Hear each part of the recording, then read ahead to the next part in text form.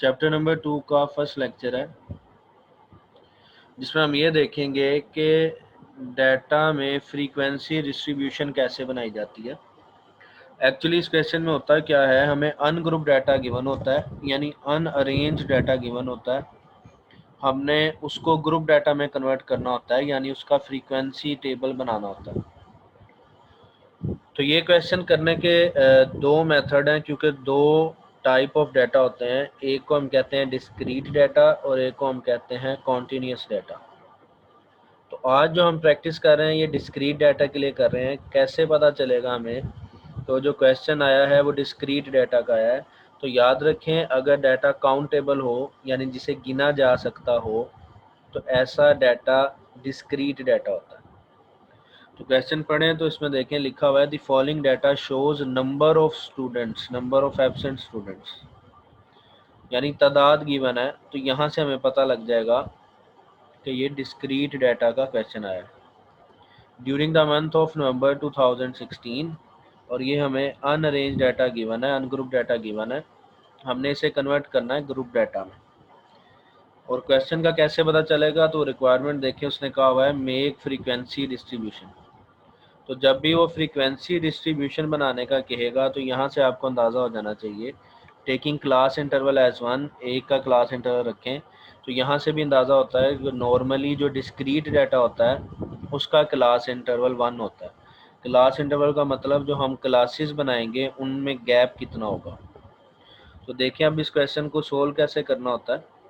तो देखें, ये हमारे पास गिवन डाटा है। इस गिवन डाटा में से आपने सबसे पहले देख लेना है छोटी वैल्यू कौन सी है। तो हमने जब ये डाटा पढ़ा तो हमें पता लग गया कि हमारे पास सबसे छोटी वैल्यू 0 है और जो सबसे बड़ी वैल्यू है वो 10 है। तो पहला स्टेप ये होगा कि हमने xn लिखना है। xn मतलब स्मॉल वैल्यू, वो है 0। और फिर हमने xm लिखना है। xm मतलब largest value of given data, वो है हमारे पास 10। फिर हमारा काम होगा टैली शीट बनाना। टैली शीट में हमने क्या करना है, x लिखना है सबसे पहले। x हम शो करते हैं डाटा को रिप्रेजेंट करने के लिए। तो जो गिवन डाटा है उसके लिए हम x लिख देंगे, जिसको हमने तरतीब से लिख लेना है from smallest value to largest value of given data. हमारे पास छोटी वैल्यू थी 0, तो हमने 0 से स्टार्ट किया लिखना। 1 2 3 4 5 6 7 8 9 एंड देन 10 तक हमने इसे लिखा, क्योंकि हमारे पास जो मैक्सिमम वैल्यू थी वो 10 थी। इसी तरह जो भी क्वेश्चन आपको पेपर में आए डिस्क्रीट डाटा के लिए, आपने छोटी वैल्यू से लेके बड़ी वैल्यू तक लिख लेना है। अच्छा, इन केस अगर आपके पास इनमें से वैल्यू मिसिंग हो, जिस तरह हमने डाटा पढ़ा तो हम अज्यूम कर लेते हैं उसमें 6 की वैल्यू ही नहीं थी, तो उसे बेशक ना लिखें। तो आप 0 1 2 3 4 5 तक लिखें, 6 छोड़ दें, उसके बाद 7 8 9 10 लिख लें। तो ये आपने क्वेश्चन पढ़ के देख लेना है कि स्मॉलेस्ट वैल्यू से बड़ी वैल्यू तक आपने सारी वैल्यूज लिखनी है, और अगर उसमें कोई वैल्यू मिसिंग हो तो आप उसे छोड़ भी सकते हैं, उसे बेशक ना लिखें। इतना काम करने के बाद आपने नेक्स्ट कॉलम बनाया करना है टैली मार्क्स, और फिर उससे नेक्स्ट आपने बनाया करना है एफ का, यानी उनकी तादाद लिख लिया करनी है टैली मार्क्स को काउंट कर। अब टैली मार्क्स किस तरह लगाने हैं आपने? तो डाटा जो आपके पास गिवन है वहां से स्टार्ट करें। जिस तरह देखें, सबसे पहले हमारे पास 7, तो एक निशान आ जाएगा हमारे पास 7 में। फिर है हमारे पास 3, तो नेक्स्ट निशान आप लगा देंगे 3 के सामने। फिर है 4, तो नेक्स्ट आ जाएगा 4 के सामने।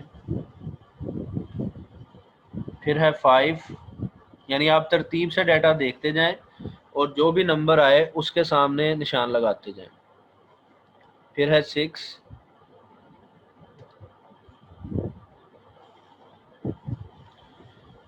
फिर है 7। अगर कोई रिपीट हो रहा है तो उसके सामने दोबारा निशान लगा दें। फिर है 1, 1 के बाद है 0। फिर है 2,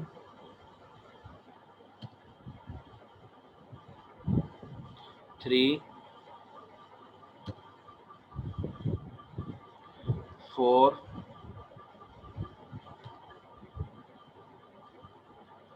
5,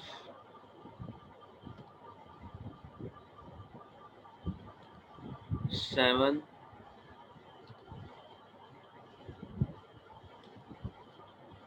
8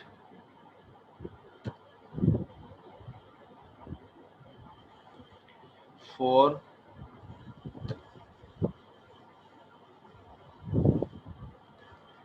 2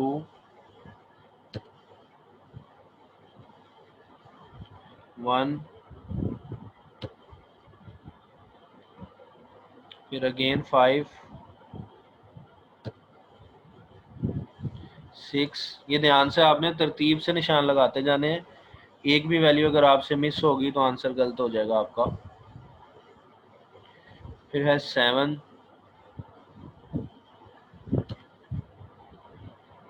8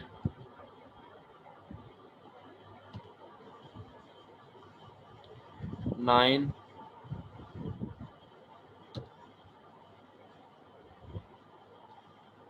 10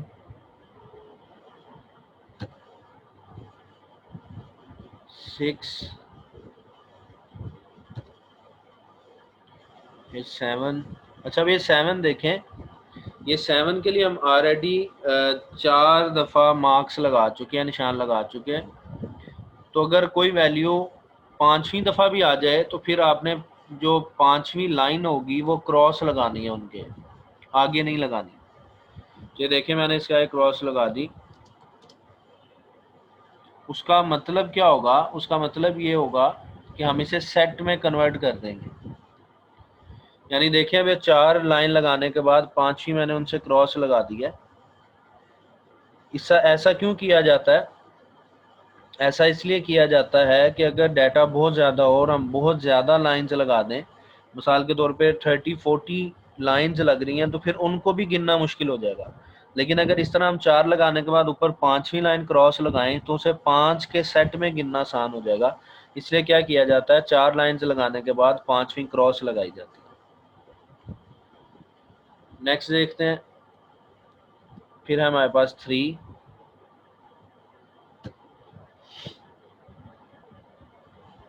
फिर है 4 फिर है 7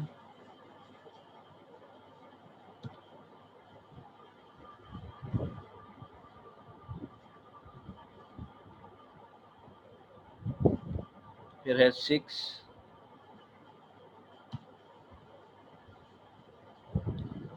और फिर है 4। 4 के बाद भी देखें 4 हो चुकी हैं, तो अब जो 5वीं लाइन है वो हम क्रॉस हो गई। तो ये हमारे पास डाटा था जो ख़त्म हो गया। अब इन्हीं मार्क्स को काउंट करके आपने फ्रीक्वेंसी के कॉलम में लिख लेना है। 0 एक दफ़ा था, 2 2 दफ़ा आया, 1 2 दफ़ा आया, फिर 2 2 दफ़ा है, फिर 3 5 3 4 6 2 1 एंड 1। जिसका टोटल करें तो हमारे पास 30 आता है। इट मीन्स के जो आपके पास वैल्यूज़ हैं ऊपर जो गिवन डाटा था अनग्रुप डाटा का, उसका जो टोटल है यानी जो टोटल नंबर ऑफ वैल्यूज़ हैं वो भी 30 होनी चाहिए। तो इस तरह आप काउंट करके चेक कर सकते हैं कि आपका आंसर ठीक आया कि नहीं। तो देखें, इसको काउंट कर लेते हैं हम। 1 2 3 4 5 6 7 8 9 10 11 12 13 14 15 16 17 18 19 20 21 22 23 24 25 26 27 28 29 एंड 30। जी, तो हमारे पास ऊपर गिवन वैल्यूज़ भी 30 है और जो हमने टैली शीट बनाई है उसका टोटल भी हमारे पास 30 आया है। इट मीन्स हमारे पास ये जो क्वेश्चन है ये ठीक है।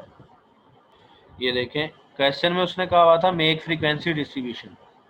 हमने अभी तक बनाई है टैली शीट, अब हम बनाएंगे फ्रीक्वेंसी डिस्ट्रीब्यूशन। टैली शीट में और फ्रीक्वेंसी डिस्ट्रीब्यूशन में फ़र्क क्या है कि टैली शीट में टैली मार्क्स का कॉलम होता है, तो ये हमारा क्वेश्चन का स्टेप नंबर 1 होगा, टैली शीट बनाना। और टैली शीट बनाने के बाद आपने क्या करना है, इसी सेम टेबल को उतार लेना है। बस फ़र्क ये कर लेना है कि उसमें टैली मार्क्स का कॉलम नहीं बनाना। यानी फ्रीक्वेंसी डिस्ट्रीब्यूशन में हमारे पास सिर्फ एक्स का कॉलम होगा और साथ एफ़ का कॉलम होगा। तो देखिए ये हमारे पास स्टेप नंबर 2 आ जाएगा फ्रीक्वेंसी डिस्ट्रीब्यूशन का, जो उसने क्वेश्चन में मांगी हुई थी, जिसमें हमारे पास सिर्फ x है और f है। तो यहाँ तक कि आपका क्वेश्चन सोल्व हो जाया करेगा।